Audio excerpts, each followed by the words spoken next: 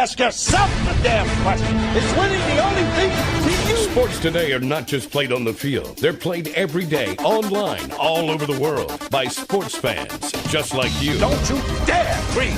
That won't get you anywhere. If you don't think you're a winner, you don't belong here. The Star Fantasy League Show puts you in control of your own team. Find out who to sit, who to start, how to play, and have your daily fantasy sports questions answered with your host, Jonathan Sprung, and co-host SFL CEO Zach Stanley and Nick Steblenko. The Star Fantasy League Show is on the air now. Hello, Radio Universe, and welcome to the Star Fantasy League Show on 105.5 The Team. I'm your host this week, Matthew Footer, filling in for Jonathan Sprung, and joined by 2 days in a row now, I guess I could say always, Jason Granger. How you doing, man? Pretty good, pretty good. Week 4 complete of the NFL season. It is. Day 2 here. I think we got through day 1 pretty well. I went back, reviewed the tape. Yeah, I mean, we're still here, so either they didn't hear it, which is probably the case, or they liked it enough not to fire us. I mean, if you haven't listened to the show that often, I tend to get fired a lot on the show, and somehow I still managed to come back here. So, well, I don't think they would have hopped on a plane from Vegas and came back to fire you, but I wouldn't be surprised. You don't know Zach's reign, though. He's got people everywhere. So He does. So, but, yeah, a lot of big week on sports, big day in sports, actually. So we're going to kind of get into that right away.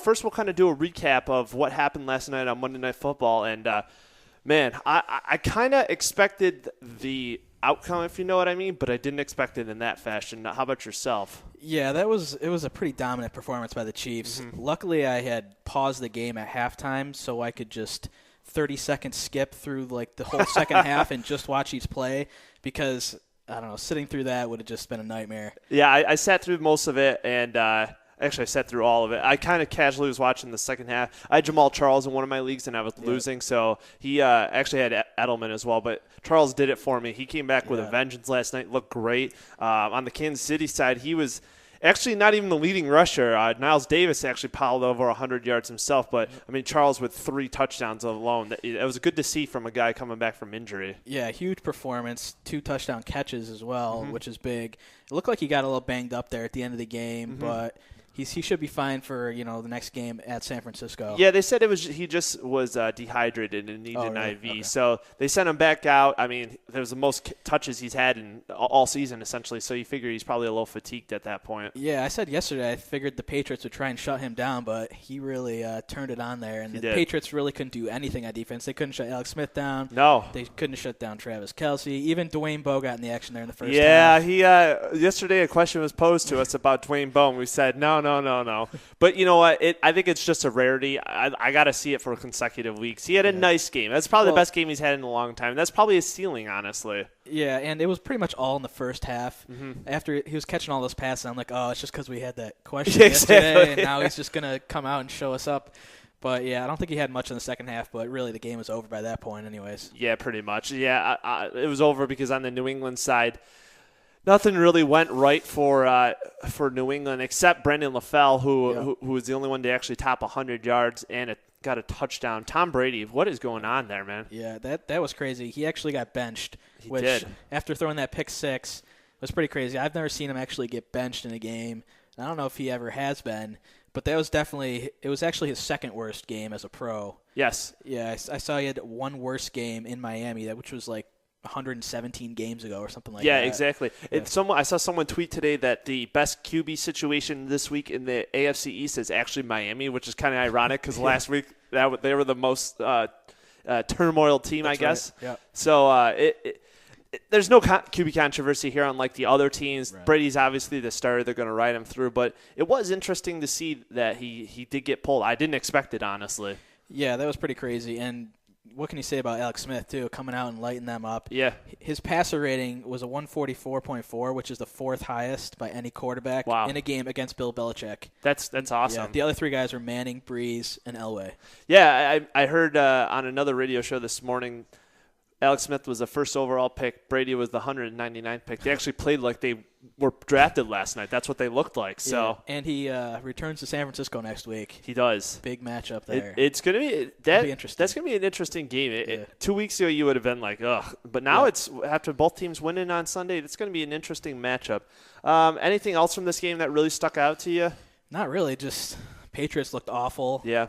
And, I mean, they didn't even get Gronkowski really involved the whole game. No, he caught that touchdown late. But that wasn't even from Brady. He only had 3 targets.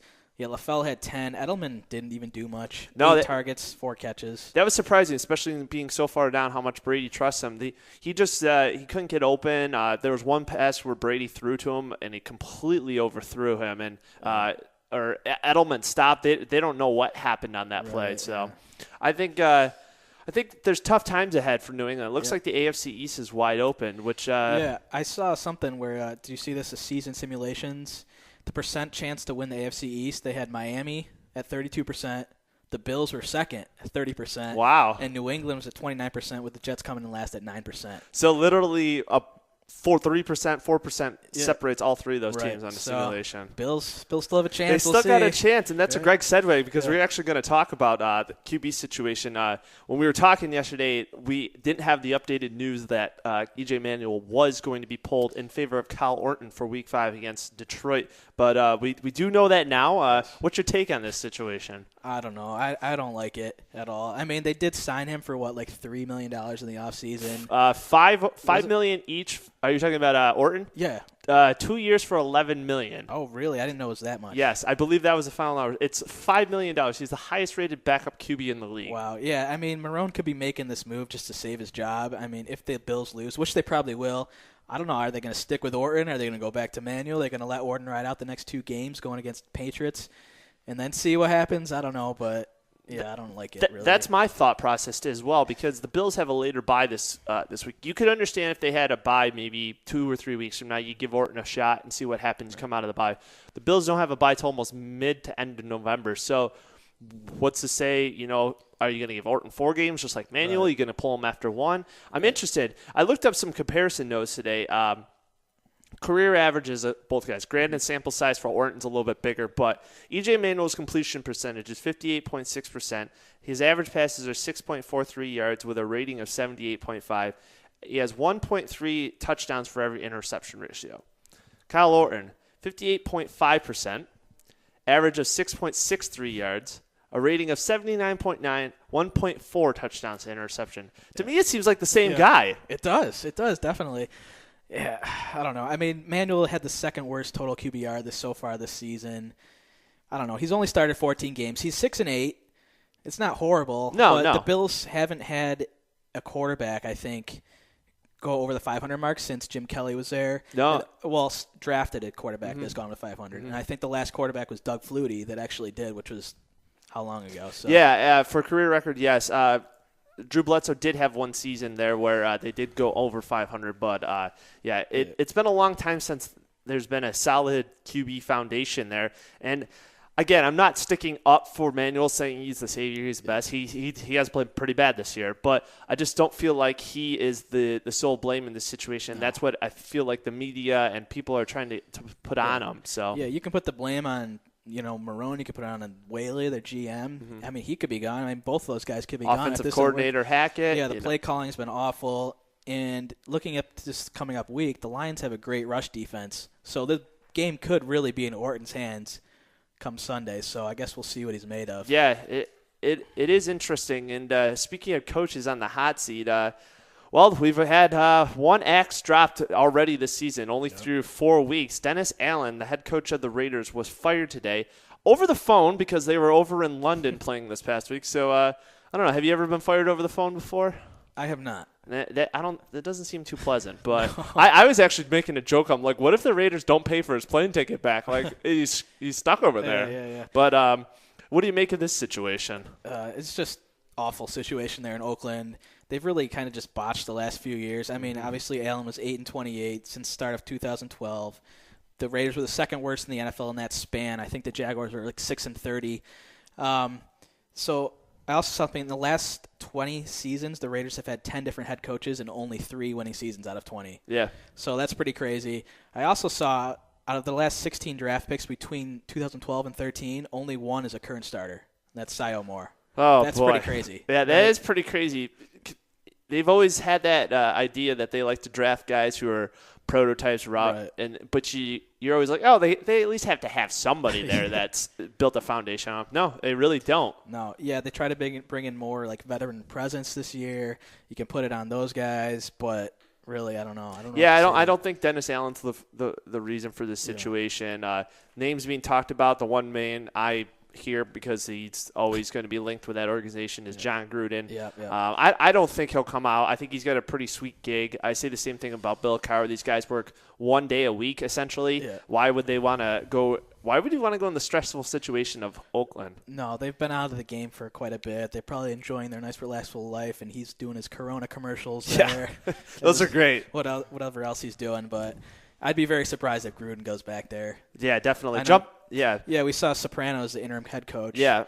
So he last coached the Dolphins in 2008, 2011. Yeah. I love how I think it's Sperano, but no, it's okay. But I call him Soprano too. Yeah. I always call him Tony Soprano because the link to the show. Jumping across the Bay Area there, actually, there's been a lot of talk about your 49ers in this head coaching situation with Harbaugh. What do you make of that?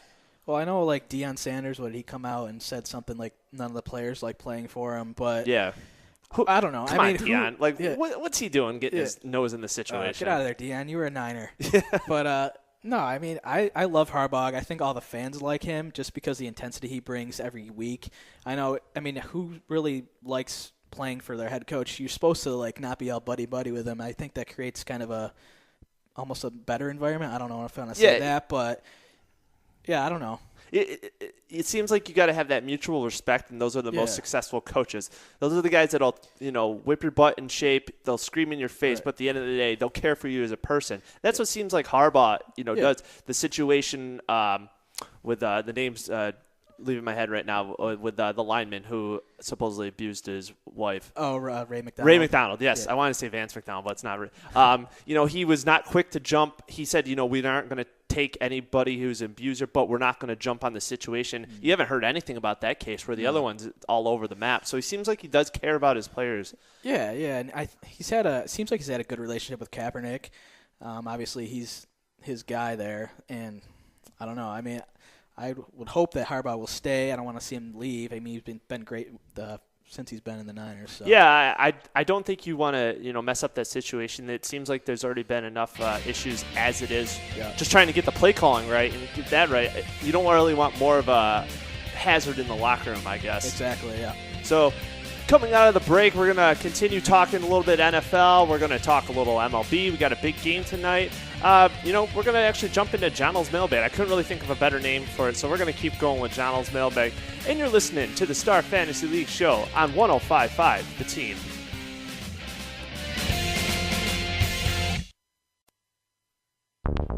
The Star Fantasy League show. Information is key to being a successful fantasy team owner, and the guys have all the updated info you need right now.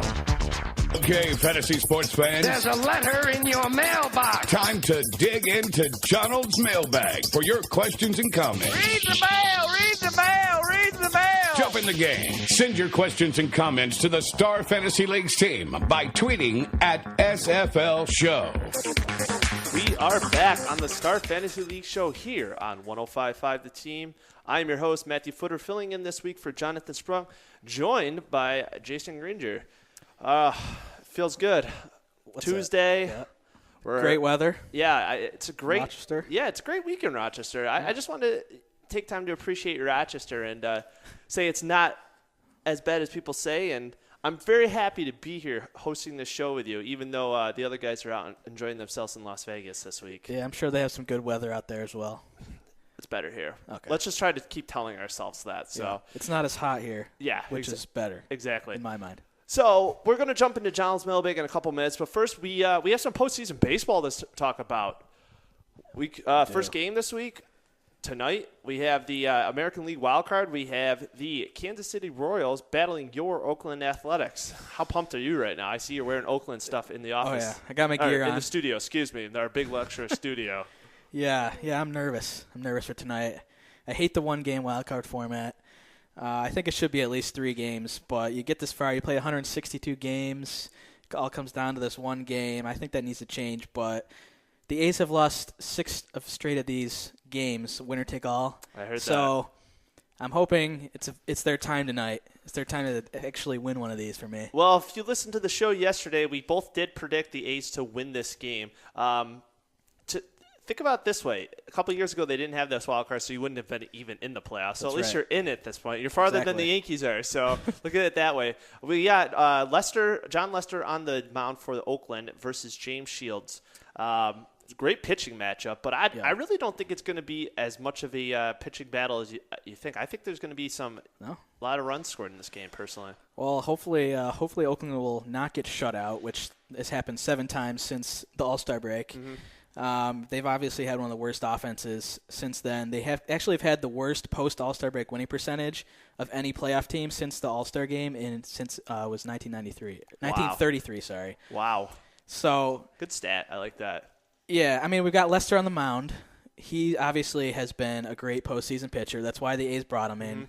That's why they traded Cespedes for him. So we'll see if he actually, lives up to the hype and does his thing tonight. Yeah, he definitely deals in the postseason. He has a 2.11 ERA and 13 career starts, and his record against Kansas City is really good too. He's 9-3 against the Royals in his career, so he's the guy you want in the hill if you're the Oakland A's. Yeah, his ERA against Kansas City is the lowest of any pitcher all time against the Royals. Okay, so it's his game to lose tonight. I think is. As long as the A's can get him some run support. I think the key, obviously, in these games is scoring early. You want to get on the board first. You want to put some runs up there. The later this game goes, as it's scoreless, you got to give the advantage to the Royals. They have a better bullpen, I think. They've got 3 shutdown guys at the end there. Their lineup is pretty savvy, too. Looking at their lineup, there's no real big guy who kind of sticks out. Yeah, they got some good players on the team, but I was looking at comparing the rosters. The A's have one guy in their roster who has 130-plus hits this year, whereas the Kansas City Royals have 8 guys who have that. So they got guys who can just produce all over the map. Yeah, they're actually the first team to ever make the playoffs in a season, which they finished last in the league in home runs and walks. But, however, they were first in stolen bases, and they struck out the least. So it's definitely an intriguing matchup here tonight. Obviously, Moss and Donaldson are the 2 key bats. They're both dealing with injuries for the A's. Josh Reddick has actually been on fire lately, so that's good to see. He's homered a couple times off Shields already this year. He's got a double and a triple off him as well. So, I don't know.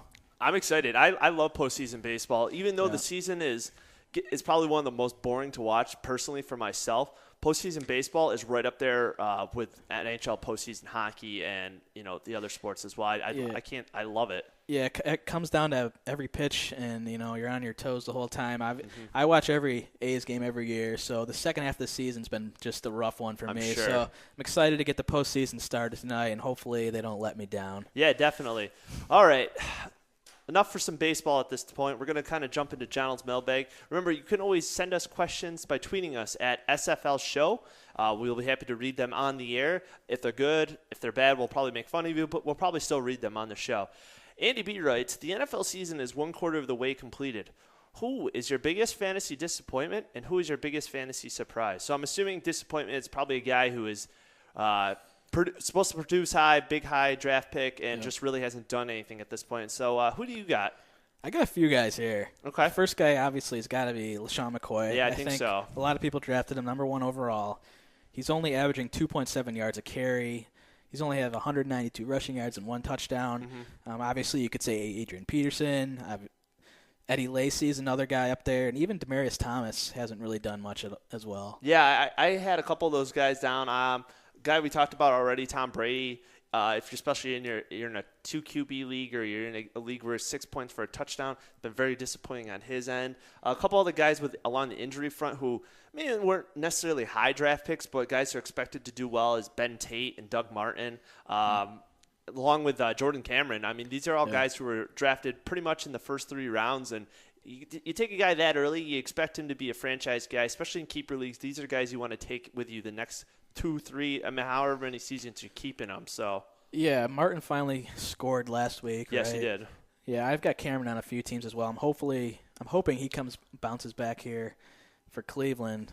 So yeah, it'll be interesting to see what they do out of the bye week. He should be hopefully 100% healthy at this point. So, Biggest surprises. I feel like there's a lot of guys that could fall in this category this year, but name some of the guys that you possibly had. I had a few guys. Obviously, you can start with Steve Smith, who's just gone off this year. Yeah, he was the first guy I thought of. So nobody's really expected that.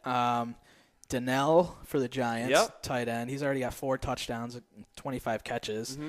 And I have Le'Veon Bell up there. Okay. He's put up 378 yards rushing. He has 19 catches as well, 192 yards.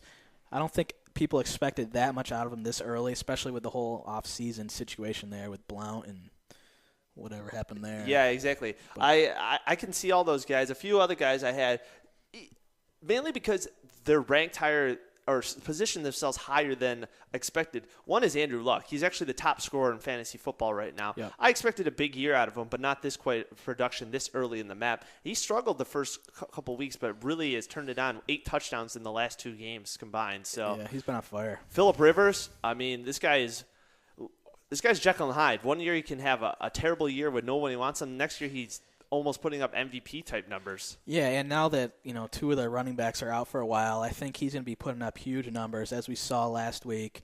They're going to be throwing the ball a lot more, so look for San Diego wide receivers to put up quite a few numbers here as well. Yeah, and another couple of the other guys that you have to put in the conversation has to be DeMarco Murray. I didn't expect him to be the top rusher at this point, but he is hands down the best guy at his position at this current time. Yeah, Dallas said they wanted to put a big emphasis on the run this year, and they're definitely living up to their claims. And Tony Romo hasn't had to throw his ball as much, hasn't had to make as many mistakes.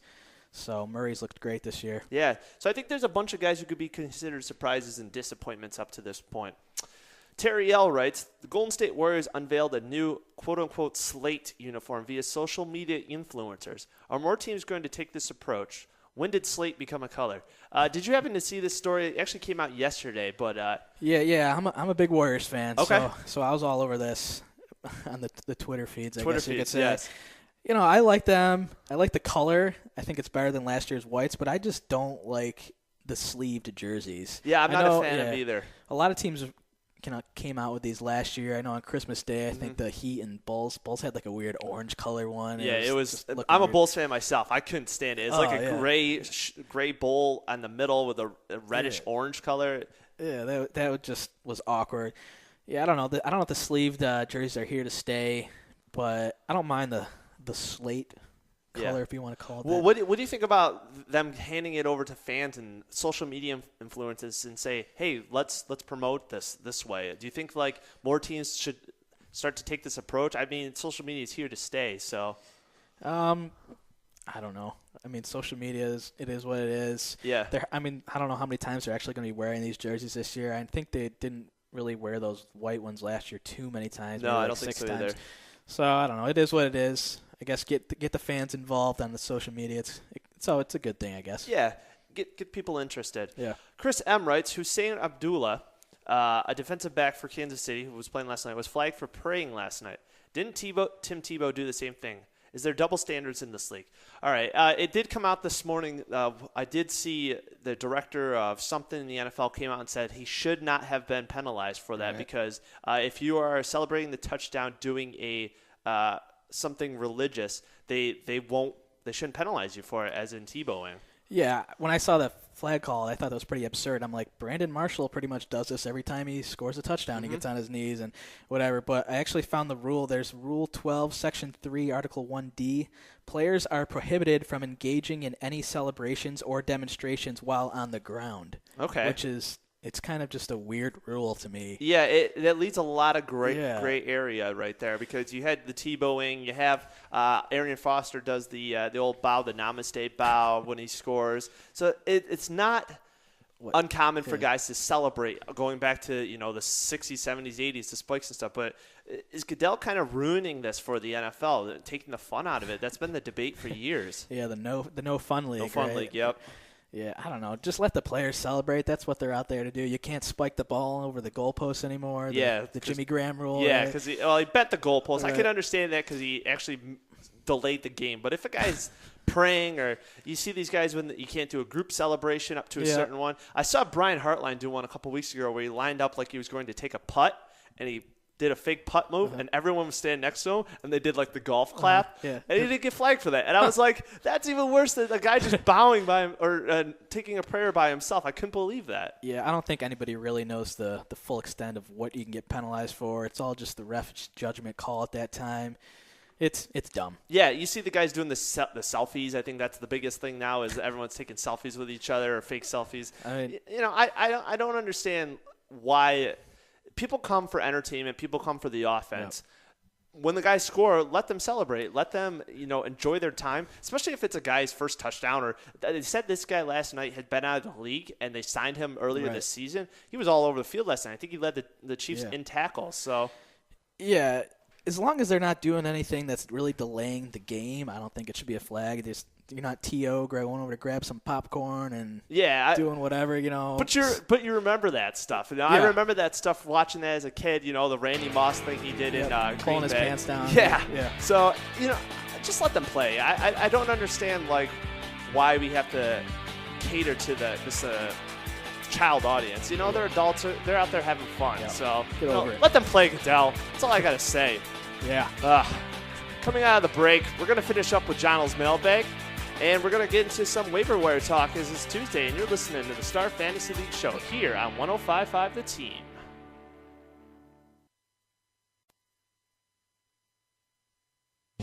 Play fantasy sports for cash prizes. Join the top daily and weekly fantasy leagues in the country at starfantasyleagues.com. Now, back to the Star Fantasy League show with Jonathan, Zach, and Nick. Only on The Team.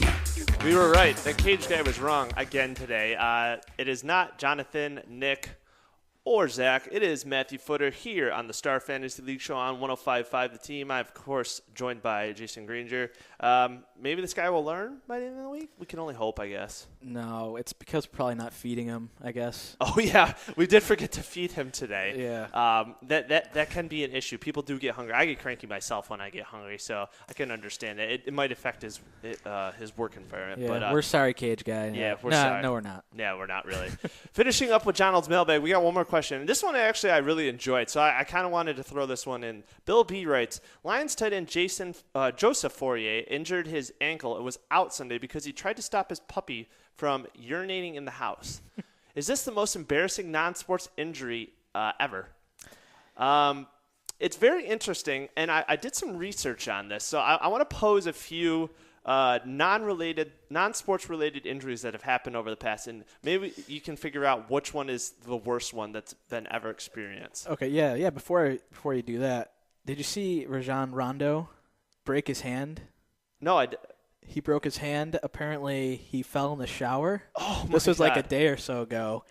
But they were trying to say he fell in the shower, but then it came out that he went to a trampoline park with his kids the day before. So there's speculation as to how he actually broke his hand. Oh, jeez. So, yeah, this is a mess for Celtics fans. Oh, man, that is a mess. that brings up one that I don't have on there. So we had I'll throw that one just thought of. Jabba Chamberlain a few years ago breaking his ankle jumping on a trampoline. Yes, that's right. So last season, Nate Burleson trying to stop pizza boxes with his hands. That one was great. I remember that one. Yep.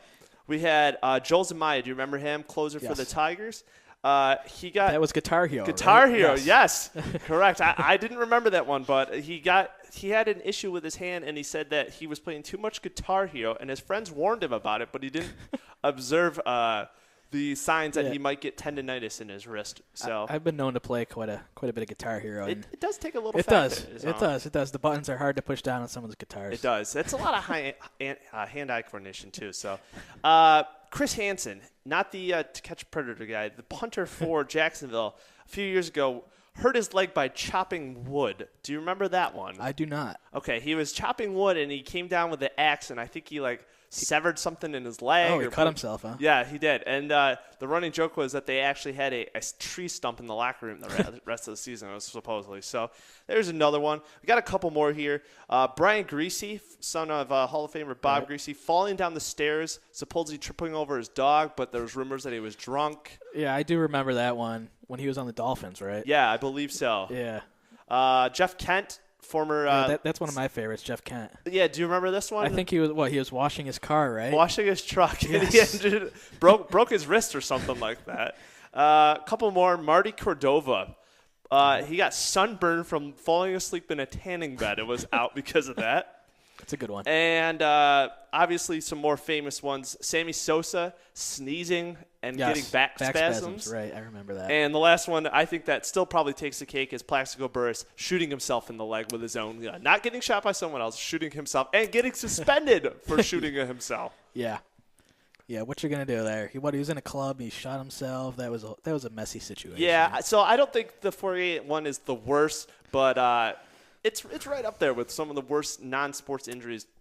Great backstory that you can always tell people. So. Yeah, and if you wanted to add Eric Ebron, now's the time. If Fourier is going to be out a while, you saw him catch his first touchdown. That is a last perfect week, segue. right? I like that. You might as well just take my job and host the rest of the week. So that leads us right into our waiver wires. So we'll start at the back end. We always start with the QBs, but let's give the tight end some love right now. So Ebron, that's a guy that's going to be talked about this week. They got Buffalo this week. It's a decent tight end matchup for them. Yeah, he's definitely. I don't know how long Fourier is going to be out, but we saw them draft Ebron really high, so it'd be nice for them to get him some more looks and see what he's actually made of. They haven't really been throwing his way a lot, but that could change soon now that there's not much competition. Yeah, I mean, he's got Pettigrew there. Pettigrew's been there so long. He really has never hammered down that number one spot. And they took Ebron for a reason. It'll be interesting to see what kind of production he had. 3 catches this past Sunday, but he did get in the end zone. So you probably expect similar numbers, maybe another catch here or there. Buffalo is kind of – they can be really good against the tight ends, shut down guys, and then other guys can light them up. So it's an interesting matchup. So yeah, I guess we don't really know what to expect of the Buffalo defense these days. No, I mean they definitely shut down the run. It seems like, but everything else beyond that, it's very interesting. To me, there really isn't many more free agent tight end pickups. A lot of these guys who have been talked about in other sites, other avenues already picked up, your Kelseys, your things like that. Owen Daniels is the only other guy maybe that I see who might still be out there as a free agent option. Yeah, I had listed. I mean, Donnell's probably gone. Probably gone. If he's not gone, you're doing something wrong in this league if you're listening to that. And Delaney Walker has been huge this year. I've seen him. He's free agent in still a couple of my leagues. But and then Heath Miller. Also, he had a big week last week. Heath Miller is another guy. Yeah, that could work. He always seems to be like Ben's favorite target, but never has stellar games. He's just kind of that safety blanket. Yeah, if you're in a PPR league where you get points per reception, it could be a nice little pickup there for you. Yeah, he's definitely along that Jason Witten mold. He'll never get you huge games. 83 yards might be his ceiling, honestly, for the rest of the season. But jumping along to the guys who also catch the ball for a living and try to make some money, we got the wide receiver options. There's a lot of guys out there this week. Name a few that you have as possible guys you might be looking to pick up. As I mentioned before, I think the Chargers are going to be passing a lot. You can look at Eddie Royal. They're going up against the Jets, who we know don't have a good secondary. We've seen them get lit up by Green Bay and Detroit last week. So he could be a nice add. He's probably very underowned. And Andrew Hawkins for Cleveland. Okay. Going up against Tennessee. He's towards the top of the league in targets. So he might still be available in your league. They have a nice matchup with Tennessee. We saw Andrew Luck light Tennessee up this past week. So it's true. Jarius Wright possibly for Minnesota. He's one guy I definitely did. I also have Brandon LaFell. I'm not sure if that is going to be his best game that we see this year, and we saw last night where he had over 100 yards and a touchdown, but he could be worth a look. Yeah, a couple guys that I had to go along with that. One guy who hasn't played this season but is coming back this week is Marvin Jones. He's going to he's coming off the injury. Cincinnati's coming off the bye. They pretty much said he would be ready right after the bye. Mohamed Sanu's been the second guy there with the injuries to A.J. Green. We don't know how long he's going to be available. I think Marvin Jones is a guy that you should probably take a look at. Sometimes they do take a while to come off those foot injuries, but he's a guy you could possibly ponder. Yeah, I kind of forgot about him, so it was nice that you mentioned him. Yeah. Devin Hester. I spoke of Devin Hester a few weeks ago. I thought he in that offense, especially when they're at home, he's a fourth option, but he's still a guy who gets the targets. Yeah, and we saw him this past week. He caught quite a few balls. I think he had like 5 catches, and he's going to be returning the punts. We saw what he did there against Tampa Bay. If you get points for yards, for return yards, it's even a bigger plus. Yeah, definitely. One other guy who I was kind of hating on earlier in the season, but he's been talked about pretty much every week, but people are still kind of a wait-and-see mode, is Alan Hearns. Yeah. It's pretty obvious him and Robinson are probably going to be the guys with the injuries to Shorts who can't stay healthy. Marquise Lee seems to can't get to 100% either. So with Blake Bortles kind of slinging the ball all over the place, I think Hearns is worth the pickup at this point. Yeah, definitely. I had him written down as well. And the last guy I had on my list was Brian Quick for St. Louis going up against Philadelphia. We'll see. That could be a high-scoring game. I'm very surprised if Brian Quick's available in a lot of leagues, but some leagues, 10-team leagues, he might be available. So take a look at those guys. Jumping along the running back terrain, there's a lot of guys this week. In running back always seems to be a position where a lot of people are like, oh, I need more depth. Well, we got some guys for you. First guy I want to start with is Darren Reeves from Carolina. Not necessarily the best running back out there, but he's going to play because no one else on that team can stay healthy. Yeah, I had him written down as my number one guy. Obviously, D'Angelo Williams is probably going to be out. Jonathan Stewart still nursing like a quad, I think. Yep. So Reeves is going to be getting the ball a lot this week. I'm not sure what he'll do with it. He's probably just a 1 week, 2 week flyer guy at best. But if you need, you got somebody like maybe Lamar Miller, and you need someone as a second guy because Oakland and Miami's on the bye. He might be a guy you have to slip in there. So yeah, if you're somehow rolling out Darren McFadden or Maurice Jones-Drew. If you got luck. If you had to roll on those guys and Darren Reeves, you might as well just quit fantasy football at this point. That might be our drop for the end of the show. So, who else do you got listed as a few guys for the running back position? We mentioned this yesterday, but Jerick McKinnon from I definitely Minnesota. Think so. He's a guy who's probably want to take a wait-and-see approach, but I think he's definitely going to be getting a lot more looks, especially after the last game he had against Atlanta where he looked great. If Justin Forsett Bernard Pierce was healthy this week, and he got no carries. Justin Forsett started. He got pretty much all the carries. I know, what's his face? Taliaferro. Yeah. He got some carries as well, but Forsett seemed to be the main guy there still, which was surprising seeing that Pierce was healthy. Yeah, I think honestly it's breaking down that Forsett and Taliaferro are going to be the two guys splitting the carries. I don't know if we'll be able to tell week to week who's going to get more carries. It's kind of a New England situation, it seems like, where they just kind of roll with a hot hand. But it seems like Bernard Pierce has kind of worked his way out of that starting role. Yeah, it seems like they've wanted to kind of push him out of that role, I don't know, since he was named there. Pretty much. And Forsett catches a lot of balls as well, so he's got some value in PPR leagues, I think. Yeah, definitely. A couple other guys I had, we talked about him a few weeks ago, but it looks like he might be the top option now is Isaiah Crowell with Cleveland.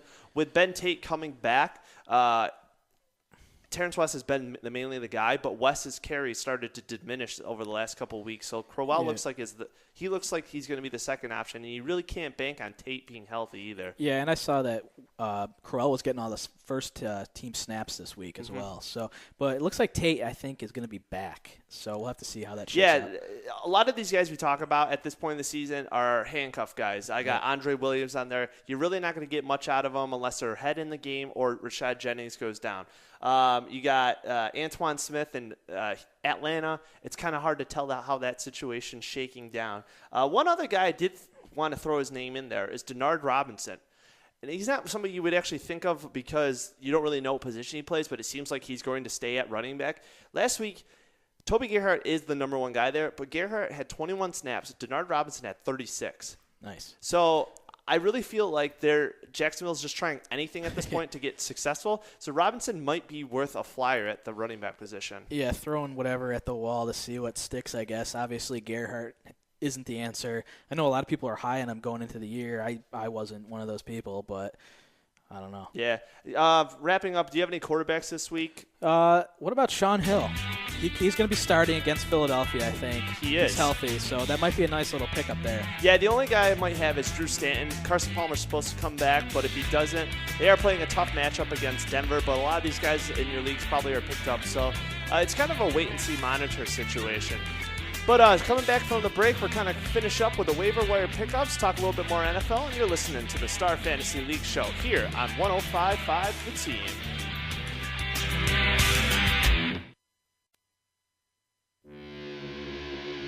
You're listening to the Star Fantasy League show. Contact the StarFantasyLeagues.com guys via Twitter at SFL Show.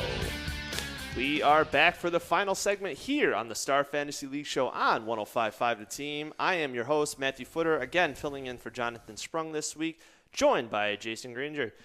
Yeah, we made it through another show almost. Day 2 in the books. I don't know how I'm going to be holding up towards the end of the week. I know. I might need a reliever. I might have to tap someone on the arm and say, finish me off. Yeah, usually I'm the reliever on this show. They call me in for Fridays or Thursdays. Yeah, we're like the 4th and 5th string guys on this show. So it's whenever these guys are like, oh, let's just not come in today. We'll just pick whoever's on the bench to come in at this point. Yeah, our arms are tired. Our shoulders are worn out. Yeah. We're going to be exhausted by the end of the week. We're the guys on the back end making sure everything's running well on the site and making sure everyone's happy, playing the games. And, you can always play at any time on StarFantasyLeagues.com. Did you know that? I did know that. Okay. But, this week we actually have over $16,000 in guaranteed games. It's our highest to the season at this point. So I knew you knew that, but I just wanted to make sure the radio universe knew that. Yeah, we'll be having MLB postseason action, I think, as well. So. And hockey's going to be starting next week. Can't wait for that. I know. We're both big hockey fans here, so we'll definitely get into some hockey talk over the next couple of days before we hit the weekend and talking more about baseball and football and stuff. But we'll definitely get our hockey talk in here because we know the other guys aren't going to talk about it. Yeah, I'm sure Nick will be happy when he listens to that show. That's true. So, again, you can play anytime on StarFantasyLeagues.com. Right now, we do have a free promo code. It's actually FREE14. That's FRE14. It's 100% up to $2,000, and you also get $11 credit right into your account. And you can use it at any time. Love the free money. I do too. So we wanted to finish up with some waiver wire guys. We kind of rushed into the break with a few QBs. Has anybody else had any positions that you might have, maybe even defenses? Yeah, quarterback. I think he's not owned in a lot of the leagues I'm in, but Ben Roethlisberger going up against the Jaguars, he's definitely worth a look this week, I think. I definitely agree. He actually got dropped in one of my leagues. It's only a 1 QB league. He's set at another position with that, but I think he's slowly. I mean, first off, Antonio Brown's the top receiver in fantasy football right now, so he's definitely throwing the ball. And he's got Marcus Wheaton and Heath Miller. He's got the targets there, so I could definitely see that as a good play this week. Yeah, and another guy I had is possibly if you want to take a flyer on Bridgewater, stash him on your bench, see if he plays this week. I'm not sure how great of an option he is against Green Bay. Yeah, again, Thursday night game. What's great about Star Fantasy League games, you can play games that start on Thursday. You can play games that start on Sunday. So if you're not feeling so confident about the guys playing on a Thursday night, you can just do a wait and see. Yep. If you're in a season-long format, it's definitely a gamble that you have to roll with Bridgewater this week. Also you could take a look at Joe Flacco, who had a great game this past week. I know he's not owned in a lot of leagues I'm in.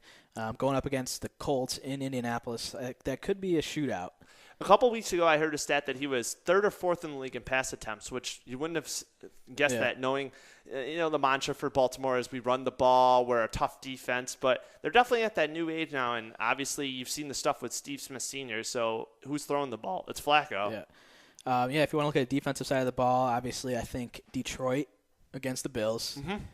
See what Kyle Orton does there. Broncos might be a decent option. Saints against the Bucks. I don't know. That's all I have. I like the Eagles' defense this week. Okay. I also like I do like Pittsburgh's defense again this week.